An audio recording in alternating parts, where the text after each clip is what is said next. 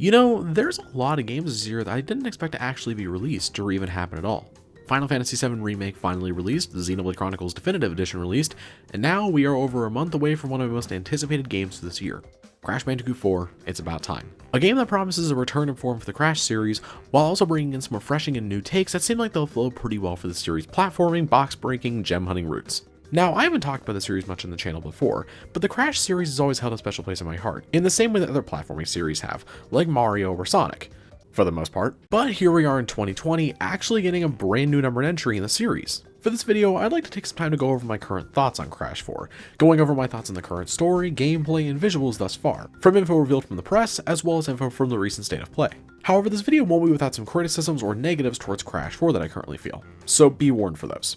Without further ado, let's mosey. I want to start talking about the story, which I know doesn't seem like it's going to be that big a video for a Crash game, but there's a good bit here for me to talk about. First of all, I can't express how happy I am the fact that they're retconning the games that came after 3. Don't get me wrong, I enjoyed Twinsanity, and I think the other games had some potential, but you could tell the other games after Naughty Dog stopped making the series went a bit off track, to put it lightly. Bringing in new villains like the Evil Twins or Evil Crash, or disappointing plot points like the masks from Wrath of Cortex, the story went all over the place. The fact that Crash 4 is retconning these games completely, in my opinion, is one of the smartest moves they made with the game. But I also like the fact that they're kind of poking fun at it a little bit, like this bit in the reveal trailer. How many times have you beaten this clown anyway? 3. Really? Only 3? Funny. Seemed like more. Also, going off of the most recent state of play, I'm pretty damn happy that they said Coco will have a much more prominent role in the story. It's not to say she wasn't involved in the previous games, but it wasn't by much, with Crash still being the main focus, or Cortex in Twinsanity's case. The fact that the devs have said they want to make her have a larger role in the story is something I'm pretty damn happy about, and I hope they can pull it off in the end. Really though, at least currently, I'm pretty damn happy with the direction they're taking the story when it comes to Crash 4. Whether it's bringing back old characters or making some new ones for this game in particular, or even jabbing at the past of the series, I'm pretty happy with the direction that Toys for Bob decided to go when it comes to the game, when it comes to its story. I want to talk about the gameplay next, as of course, it's one of the biggest aspects of Crash Bandicoot.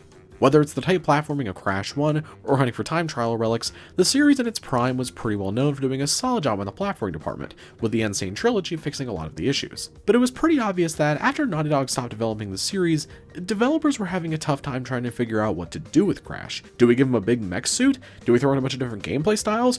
Or do we make it a beat 'em up? It was pretty clear that the vision for the Crash series at this point was a bit mixed, to put it lightly, and it seems like Toys for Bob has so far done a much better job at nailing this. First of all, they've brought back what the series is known for, going through gorgeous levels of different variety, breaking boxes and trying to get to the goal, while having 3D and 2D platforming along the way. Other games have tried this, but either had issues along the way or had a bit of focus lost in some areas. Seemingly, Toys for Bob have done a solid job keeping the tradition alive when it comes to Crash 4. Secondly, different playable characters. Now, if you haven't played past games in the series has had its fair share of different playable characters, ranging from Crash, Coco, Neo Cortex, and even Nina Cortex in the case of Twinsanity. Crash 4 is keeping this alive once again, but a bit differently. First of all, the fact that you can play as either Crash or Coco freely is something I'm a big fan of. If Crash can play the level, Coco can too, which is something that I really enjoy. But on top of that, Cortex also looks to actually be really fun. Using his ray gun and transform enemies into different platforms he can use, like a normal platform or a bouncy platform, that's honestly really cool, and I think it's going to make him stand out amongst the crowd while also being very enjoyable. But the thing I'm extremely happy about is the fact that we're still not done, because Toys for Bob revealed in the most recent state of play that Dingodile will actually be a full playable character, which I know will make some people, including a good friend of mine, pretty damn happy. This is something I genuinely wasn't expecting, but I can't say enough how cool of an idea this is, and he honestly looks like a lot of fun using his actual weapon to suck up boxes and everything.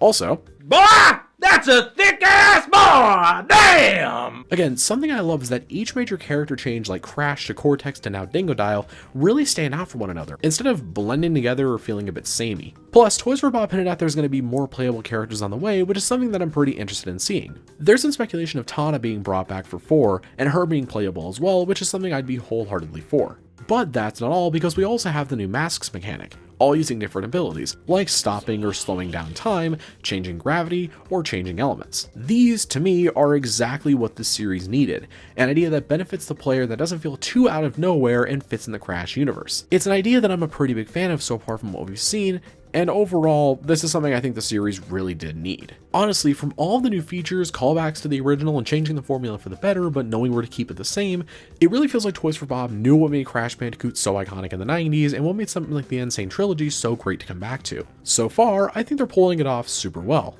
I want to talk about the visuals here for my last point today, and this is where I'm a bit more mixed on Crash 4. Somewhat. Now, when I first saw Crash 4 through screenshots and the official trailer, I was mixed. On the one hand, I was super happy with the game having the same energy and love put into it that the N. Sane Trilogy had, and even CTR Nitro Field got. It looked like I was watching a Saturday morning cartoon with all the expressions, which is something that I was super happy about. On the other hand, I was a bit mixed on the art style. To me, it seemed like the N. Sane Trilogy had a style that perfectly fit Crash Bandicoot, while the style used in Crash 4 would fit more alongside Spyro the Dragon, which ironically enough, Toys for Bob did the Reignited trilogy, so yeah. It's not to say it looks bad, far from it, but I wasn't really in love with it at first. And some of the designs I think looked a little bit odd. Oh my god, Coco, your neck. I've honestly grown fondly of the style over time though, even if I still don't absolutely love it. My favorite thing about it really is just the energy they've given pretty much all of the cast. Everyone looks great from a visual perspective, and the designs for the new masks are also great. The levels though, again, I'm a bit more mixed on. Once again, I think some of them look great, while some look a bit too flat and lifeless. Again, I think this would work fine in something like Spyro, not really Crash, but again, I think it looks fine. The only other issue I have with the visuals is, weirdly enough, Crash's running animation. Nothing else to say other than I think it looks a bit stiff.